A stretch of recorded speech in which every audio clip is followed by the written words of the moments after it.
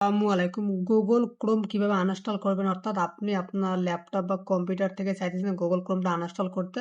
তো আপনি কোনোভাবেই পারতেছেন না। আপনি আমার এই ভিডিওটা শেষ পর্যন্ত দেখুন। আপনি খুব সহজে আপনার কম্পিউটার বা ল্যাপটপ থেকে খুব সহজে আপনি আপনার গুগল ক্রোম আনইনস্টল করতে পারবেন। এটা খুবই সহজ। আপনি আপনার কম্পিউটার বা ল্যাপটপের সার্চ অপশনে আসবেন। আসার পর সার্চ করবেন কন্ট্রোল প্যানেল। CON। আপনি CON লিখলে কিন্তু কন্ট্রোল প্যানেল চলে আসবে। আপনি কন্ট্রোল প্যানেলের উপর ক্লিক করবেন।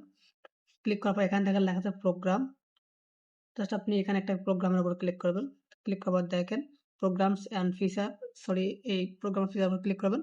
ক্লিক করার পর এখান থেকে আপনার সব অ্যাপসগুলো দেখাবে। তো আপনি যেহেতু গুগল ক্রোম আনইনস্টল করবেন, আপনি গুগল ক্রোমে চলে আসবেন। আসার পর দেখেন গুগল ক্রোম। তো এখানে আপনি আপনার যে ল্যাপটপের রাইট বাটনটা আছে এটা ক্লিক করবেন, বা আপনার মাউসের রাইট বাটন ক্লিক করবেন।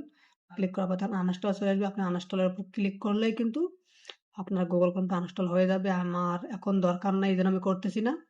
আশা করি বুঝতে পারছেন। যদি ভিডিওটি ভালো লেগে থাকে লাইক, কমেন্ট করে শেয়ার করে দিবেন। ধন্যবাদ সবাইকে।